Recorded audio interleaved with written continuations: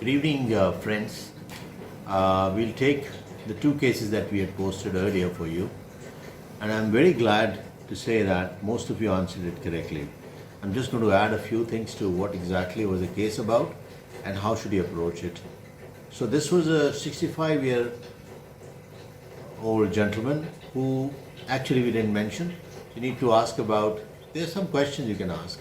Is he a tobacco chewer or not? So he was a tobacco chewer, so there is an abuse of tobacco. There is a significance as to why we should ask this tobacco chewer, whether he's taking it in a smoked form or smokeless form, both are harmful. How are they harmful? We'll just discuss. He's presented with a growth at the right angle of mouth. And what does that mean? It's only confined to that angle. So you naturally need to also look at the picture carefully. You can see that the mouth opening is adequate. So how much is a normal or adequate mouth opening? It's not 3 fingers, which you will read in many books. There's nothing like fingers, because when you're saying fingers, it is very subjective, because individuals will have different sizes of the fingers. It's 3 centimeters. And this 3 centimeters is what? The gap between the two lips? No. It's between the incisors.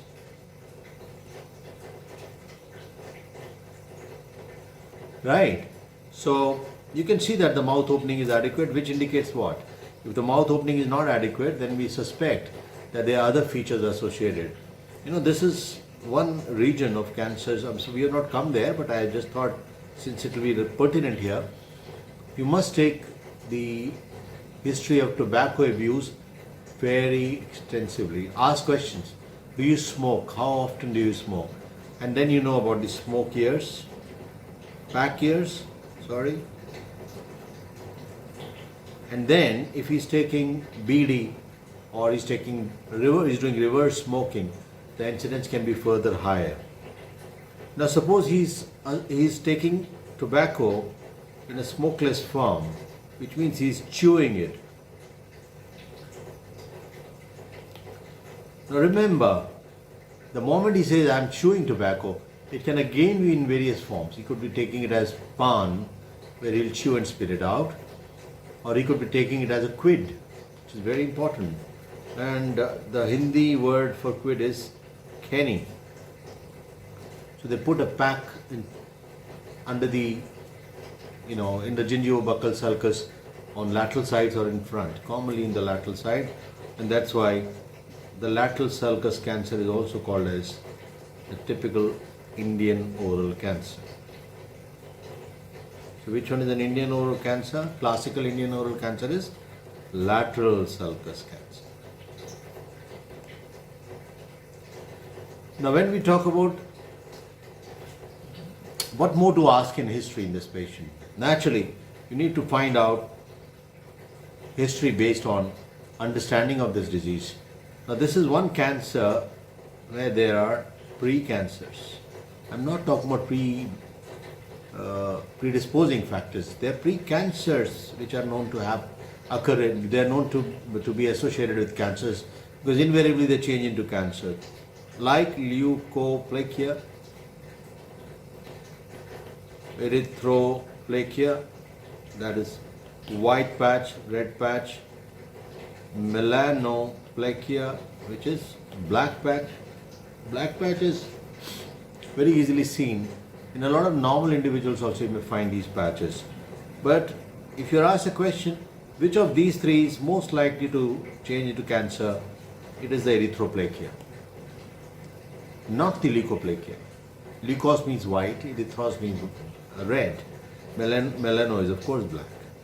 Now, is there anything worse than that in terms of the precancerous condition? Yes. Any of these these entities existing together. So, leukoerythroplakia or vice versa, this is the worst. So, if it is 1 plus, this is 2 plus, 1 plus, and actually 3 plus contribution that you can look at. That's what you need to understand. So take that history carefully and must take that history in details. So you'll find out, did you have a patch in the oral cavity? Did you have any, we have not mentioned about, these are the patches only. Submucous fibrosis. As the term indicates, submucous, under the mucosa, there is some bit of fibrosis that starts happening, which is like a sheet spreading across. And you will commonly find it at the angles of the mouth. This predisposes to cancer. And then, of course, you have candida. And of course, today we know one of the very important causes is HPV, which is not a pre-cancer, it leads to cancer. Now, if you were to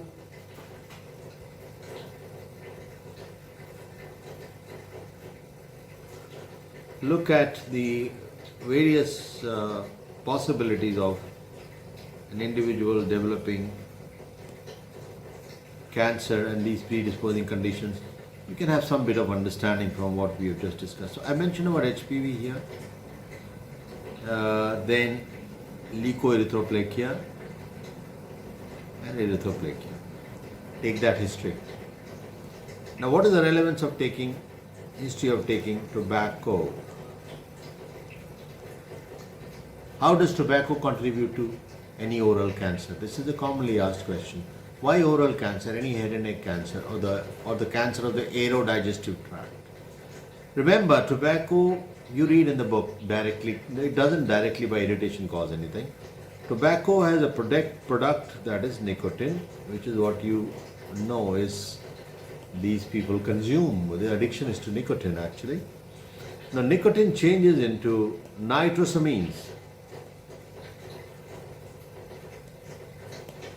How does that happen? The action of bacteria in the oral cavity. So if the hygiene is poor and there is nicotine, the chances are that nitrosamines will form and they cause cancer.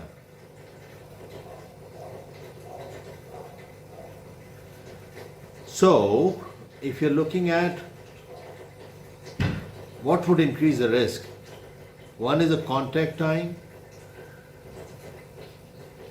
If the contact time is more, there is more time for the nicotine or the nitrosamines to cause that damage. We know nitrosamines are cancerous anywhere in the body, they are carcinogenic. So if the person puts a quid and keeps it overnight in the lateral sulcus,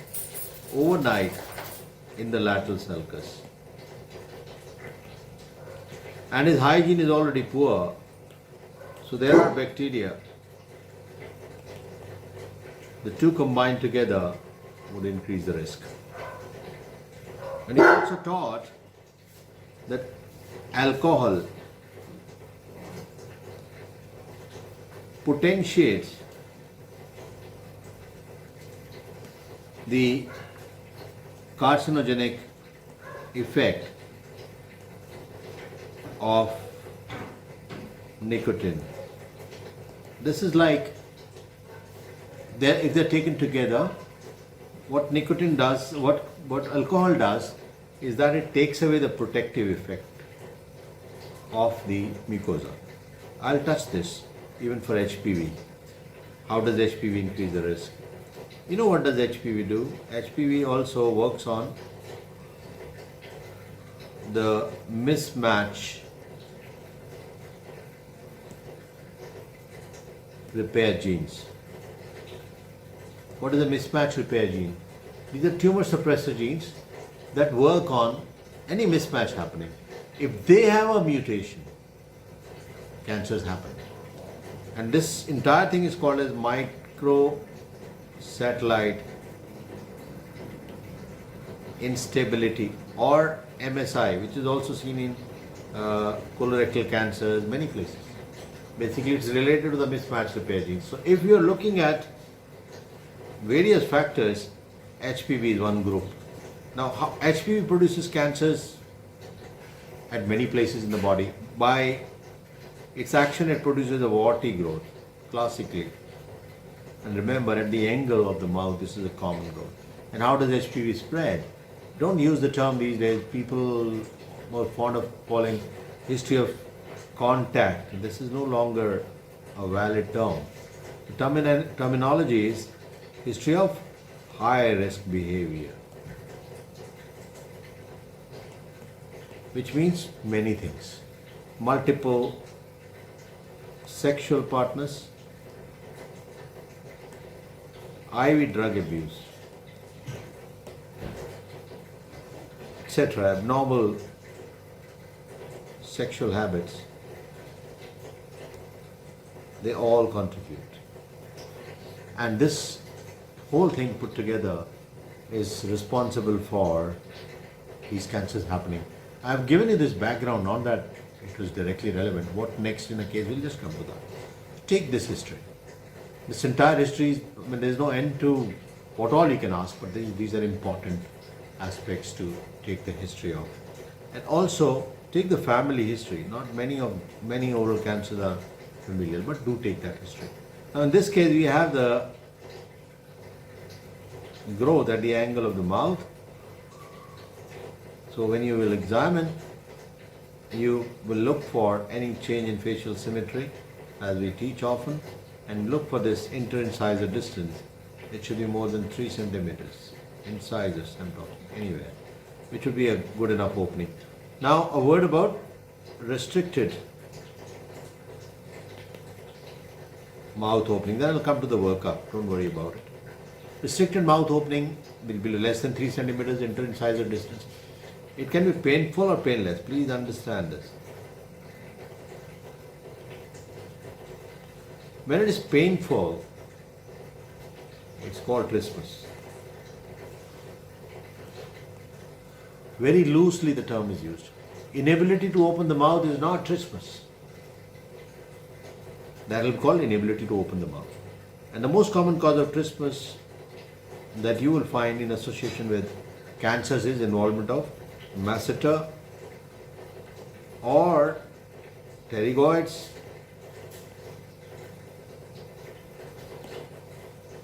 which actually would mean that cancer has gone backwards and into the infratemporal fossa, so that makes it non-resectable. It is not something you can operate because the other end of the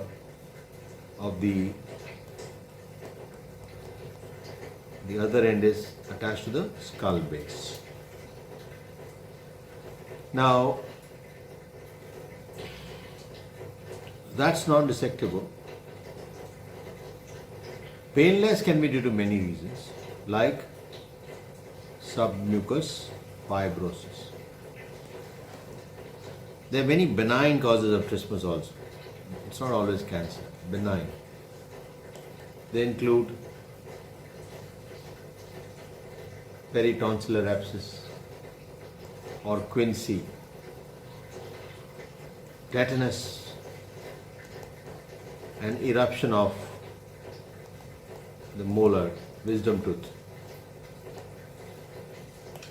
The benign causes and malignant causes. So take that history, that's what I wanted to say. Now what do you do when you have a lesion there? You must think of this as a malignant growth because you can see that it is warty, but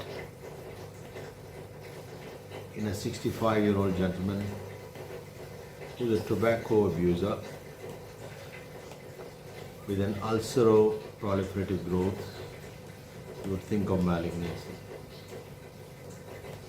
So what do? Investigations to confirm the diagnosis, stage the disease, treat, and to support in between. Now what do you do to confirm the diagnosis of cancer? You must take a biopsy. And I have already taught about biopsy, edge biopsy, which is a type of incisional biopsy. And why should we take it from the edge? Like I will show you in this picture. Where would I take it from? I'll take it from somewhere here. Here. Not from the necrotic part, because one, there is maximum proliferative activity happening at the edge. And you also get some normal tissue, especially for the MBBS students. This is not a bad answer to give. Many times the examiner is focused on this part. Normal tissue and abnormal tissue together, so pathologists can compare the two, although that is not very significant, not a very important cause. And the necrotic tissue from the center will not be a great idea to take a biopsy from, because it will be yielding nothing. Once you've taken a biopsy, then you need to stage the disease. For that you need a contrast CT scan of head and neck. It will also show you about the lymph nodes. Can you do ultrasound for the lymph nodes? Yes, as I taught you, ultrasound is an extension of clinical examination. So we can do that.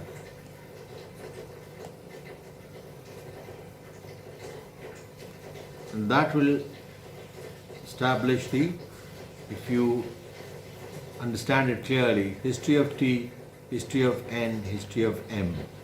That is history. Examine for T and M. Investigate and treat for T and M. So for T, we've taken the history. For nodes, we'll take the history. For metastasis, we take the history. On examination, we'll look at what features I just discussed with you. Look for the cervical lymph nodes and stage the disease properly, because we'll need T and M for this. Investigations would be the same. For T, we have done an edge biopsy, and we have done a contrast enhanced CT scan for, along with ultrasound, for head and neck, extent of the disease, involvement of mandible, and also for any other primary. Why am I talking about any other primary? It's something called as field cancerization, especially in those who are chewing tobacco. They can get anywhere the cancer along the epithelium that they're all sharing. So it is necessary to do that. Field cancerization will also be taken care of. Therefore, one more examination that is done is an office procedure, is indirect laryngoscopy, to look for any other lesion. And then of course you'll do X-ray chest. If there is a finding there to suspect metastasis, we'll do CT, otherwise we don't. And then we treat the patient. Treat for T. What do we do for T? We do what is called as wide local excision, which with R0 resection. So you take a wide local excision means what? 3-dimensional clearance with a margin of at least 1 centimeter, so that you get a clear margin. Add with that modified radical neck dissection, which all of you have answered very correctly. And modified radical neck dissection is a modification of radical neck dissection. Radical neck dissection is when you remove, I'm just drawing it for you, that's sternemastoid, that's clavicle. Level 1A is here, 1B is there, level 2 is here, 3 is here, and 4 is the lower 1/3. Upper 1/3, middle 1/3, lower. And in this is trapezius, this is sternemastoid. In the posterior triangle you have level 5. So 2, 3, 4. 1A, 1B, 2, 3, and 4. Easy to remember. Divide the sternemastoid in 3 parts. That's it. So if you remove all the levels plus 3 important structures, spinal accessory nerve, plus internal jugular vein, plus sternocleidomastoid muscle, we call it a radical neck dissection. This is not done frequently now. And if you preserve any of these structures, we call it modified radical neck dissection. If it is type 1, we have preserved spinal accessory nerve. Type 2, we have preserved plus internal jugular vein. Type 3, preserved all 3. And if you are doing bilateral neck dissection, you will have to preserve at least 1 IJV, which is otherwise it's not compatible with life. So neck dissection done. And when you dissect the angle, you'll have to reconstruct using some flap. which we'll discuss some other time. Whatever you lost, you have to reconstruct. Normally we'll use a forehead flap here, which is based on the superficial temporal arch.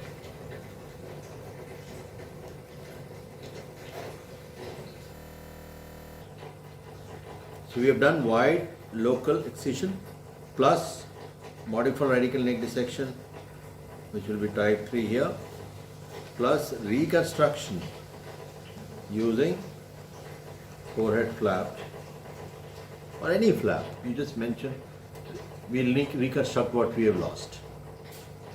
And then all of them, most of them require adjuvant radiotherapy. That should be the treatment that you should mention. Now moving on to the second case. Now I have tried to give you a gist of it. There's more to it, and we'll have it as a proper class, which you will get exactly in the same manner. And the gist is that you must take the history of all those risk factors that we have discussed. You must examine for T, for N, for M. You must investigate for T, for N, for M. You must treat for T, N and M. So we'll have investigations to confirm the diagnosis. What is that? Incisional biopsy. Where will you take it from? From the edge. Why? Because there's maximum proliferative activity there. And secondly, there's no necrosis there. So you'll find those atypia, multiplying cells there. And the theoretical advantage is that you're also providing a normal tissue to the pathologist. So you've taken an edge biopsy after giving antibiotics or oral mouthwash so that contamination is taken care of. What do you do for the neck nodes? Ultrasound. And what are the ultrasound features of neck node being positive? I think I've covered it up in my earlier class. But if you really want to understand it, the classical lymph node is bean shaped, which I have discussed before, and oblong you can call it. So it's oblong. There is central necrosis, keeps filling up and it becomes spheroidal. So the change in shape is the first thing. Then you'll have the fatty hilum, which is normal, replaced by vascular network. It's lost. Thirdly, there is a capsule around the lymph node which looks like a halo, like you have the halo around an angel or Jesus Christ. The loss of halo. So it's called halo sign. Finally, what do you get in the center of any necrosis, any malignancy? Necrosis. So there will be hypoechoic area at the center, which is here. Hypoechoic area. So, to repeat, oblong shape changes to spheroidal. There is a central hypoechoic area of necrosis. There is a loss of halo around it, which means there is an extra capsular spread. And of course, the fatty hilum is replaced. Now these features you'll find on ultrasound. You do CT to stage it properly. And then, so you have investigated for T, for N. For M, rarely do they metastasize distally, but if you've done an X-ray chest and there's a suspicious finding, you can go for CT thorax. Otherwise, it's not recommended routinely. Treatment, we'll treat the primary, that is T, wide local excision with a margin of 1 centimeter. We'll go all around and get a clearance. Number 2, we will have to reconstruct it, and we'll also do the treatment for the N, that is neck dissection. If it is radical neck dissection, we have removed level 1 to level 5 lymph nodes plus 3 extra lymphatic structures, that is spinal accessory nerve, sternocleidomastoid muscle and internal jugular vein. Actually, spinal accessory nerve, internal jugular vein and sternocleidomastoid in that order. So if you have to preserve, it's in that order that you preserve it. But if you're doing bilateral neck dissection, you must preserve IJV, it gets a precedence. So that's about the neck dissection, and you have reconstructed. I mentioned that you can use a flap from the scalp, it can come down. You can use a flap from the chest, which is in the form of deltopectoral flap, that is based on the perforators of the internal memory, and follow it up with radiation. That's the case.